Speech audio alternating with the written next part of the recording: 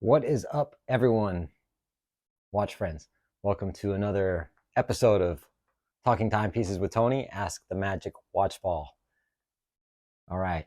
And keep in mind, if you want your question answered, you have to ask a question for the Magic Watch Ball. If you want this show to keep going, then ask your questions and the Watch Ball will answer. It is 79% accurate.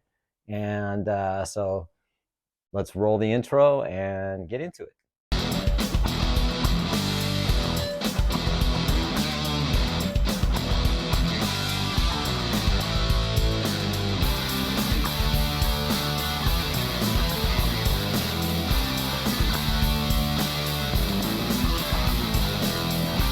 All right, first and foremost, I forgot to mention what watch I'm wearing. I am wearing my Nomos. Put a purple strap on it. Club Campus. Looks really good with a purple strap. You know, it kind of gives it a more elegant look. And if you look at the numbers through a jeweler's loop, you'll see that they're framed by purple outlines. So I thought, wow, you know, I have a purple strap in my strap drawer. I'll put it on. Here we go. Anyway, got some good questions today for the ball, and let's start with Niner.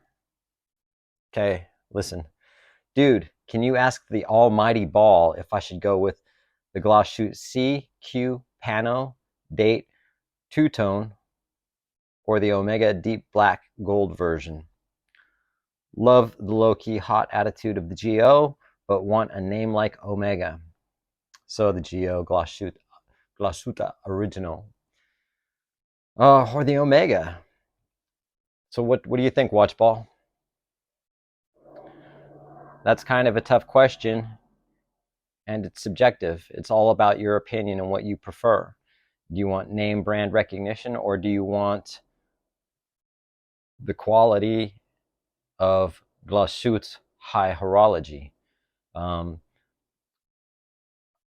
Glashütte is 43 millimeters.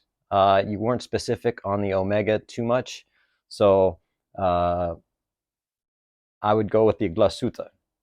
Okay, so and then I'll throw in my little thing here. The Glashütte you're talking about is the Panorama Date. It's a beautiful watch, and the movement is sick. You know, if you want to go with something that's not, you know, the everyday sort of jump on the bandwagon watch, and don't get me wrong, Omegas are awesome. You know, obviously I have an Omega and I have Rolex and whatever. I love all the watches, but you know, if you want to be different, man, it just depends. Also, the Glashütte is way more expensive. You know, you're looking at, I think for the stainless steel is about $13,000. Wasn't aware of their two-tone. I don't think I've seen it, so but I'll throw up a picture. Again, the movement is absolutely glorious on that watch. So again, you're talking about German high horology versus Omega, which is great.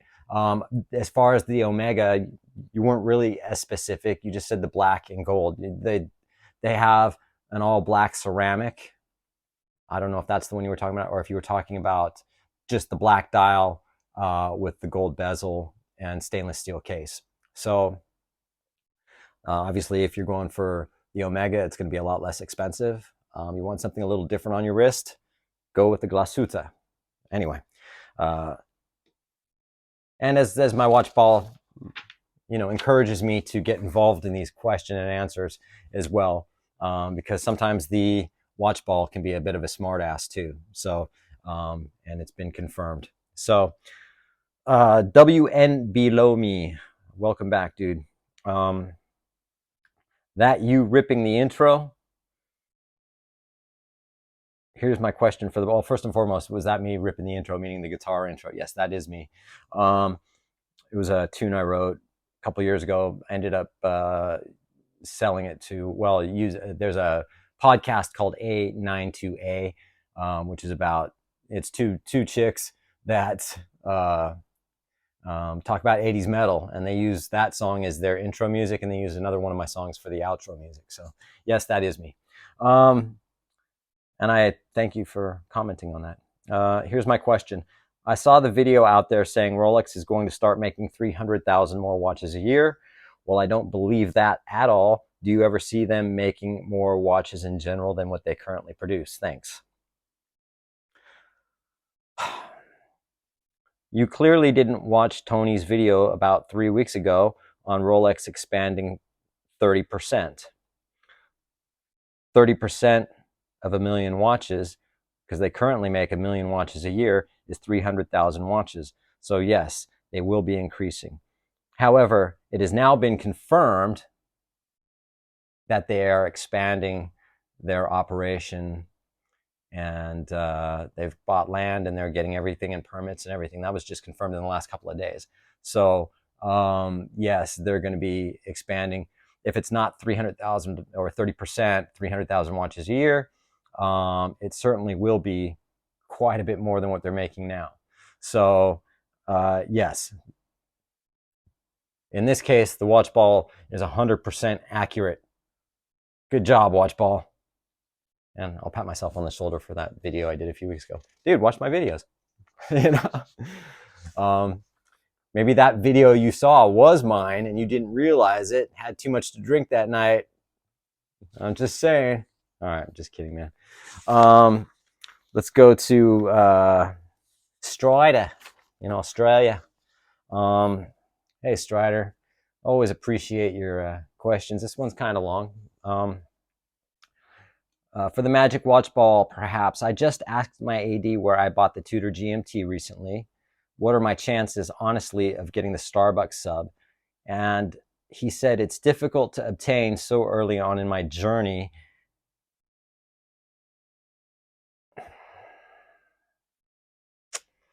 And he recommended a Breitling Navitimer 46 millimeter green dial. He said they get 5 requests a day for the Submariner, green and black bezels. That's it? Only 5? Come to LA, man. I think it's about 100 a day, I think is what, it's crazy. Seems the AD is always pushing Breitling onto me. Also recommended Panerai as a couple's watch for my wife and I. I inquired about the Yachtmaster 37 with a slate dial, platinum, and steel, and the AD said it might be too big for her wrist, but we could come in and try it. I bet if it was a 37 millimeter Breitling, he wouldn't care about wrist size. I'm getting my wife's Rolex Datejust service there and her Aqua Racer, plus ordered a steel strap for my Tudor GMT bracelet. Total spent so far about $7,000 Aussie, which out in the States, I'm not too familiar with the exchange rate, or but I'm going to guess that's almost close to $10,000 in US money. I think I've spent enough now without having to buy a Navitimer. If it takes 2 years to get the sub, that's fine, but I don't like ADs dangling a carrot in front of my face for watches I don't want. Okay, so I'm just going to go with that for now. What do you think? Dude, get another AD. Is that it? I'm just saying get another AD. Yeah, all right, so I'll throw my input on that. I think it's bullshit, dude, for that AD to sit there and literally just say you're too early on in your watch journey. Yeah, I mean, it's I find that just really difficult to kind of fathom. Hang on a second, someone's coming up the stairs. I got my door open. So I think it's kind of bullshit, man. Why is he trying to steer you towards a Breitling? No, don't buy the Breitling. I don't think it's a good idea for him to say it's too early on in your watch journey. Dude, and if you say you don't mind waiting 2 to 3 years, then just wait, because eventually all this stuff is settling, man. You might not get a Submariner in your AD's display box anytime soon, but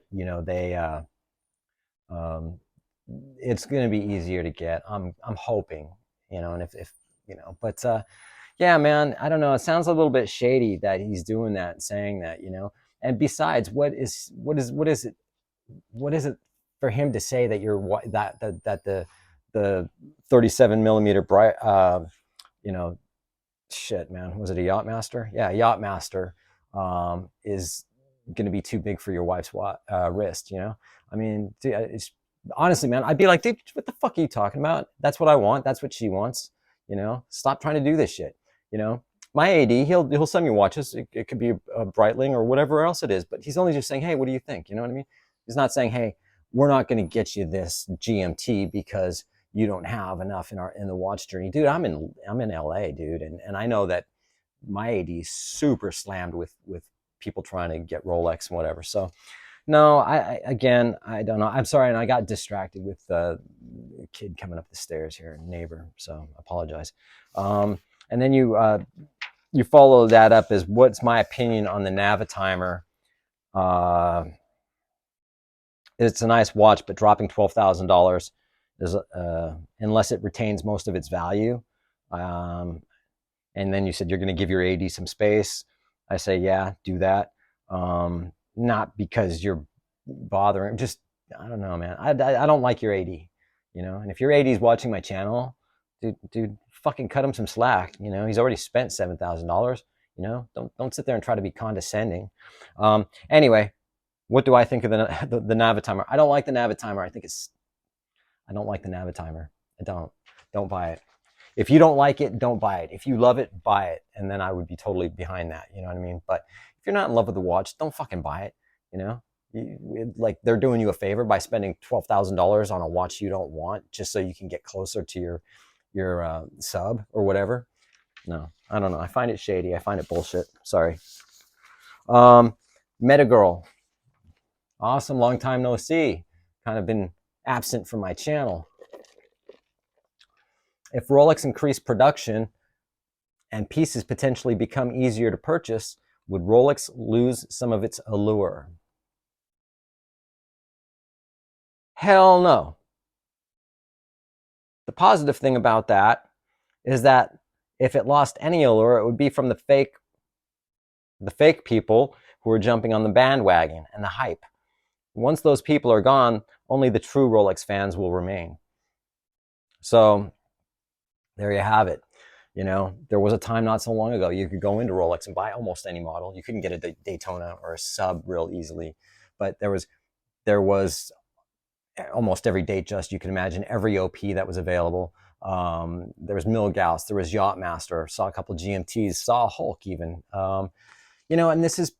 And they were busy. They were selling watches every day. My AD at the time, which was still Bindi but a different sales rep, was saying, yeah, there's people are buying them. You know what I mean? And if you're a fan, you're a fan. You know what I mean? What caused all this crap that's going on now is the hype, YouTube, whatever, the flippers, these flipping shows.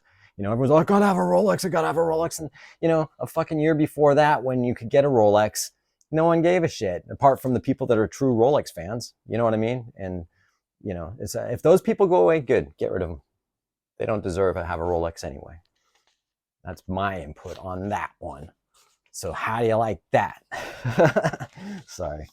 Awesome. This is the best question of the day. Coming from Tina Van Delden. Can Magic Watch Ball give me lotto numbers, please? I don't predict numbers. I'm a Magic Watch Ball, not a ball to make you rich. Oh, all right. And I don't have any input on that myself. I agree with the ball. Davis Prince. Hope your back is getting better. Thanks, dude. Still dealing with it. What kind of beer are you enjoying under that sleeve? I'm not drinking a beer right now, but you're talking about probably a Coors Light. Question for the ball. Other than waiting for the 41 millimeter OP, what's the next watch on your list?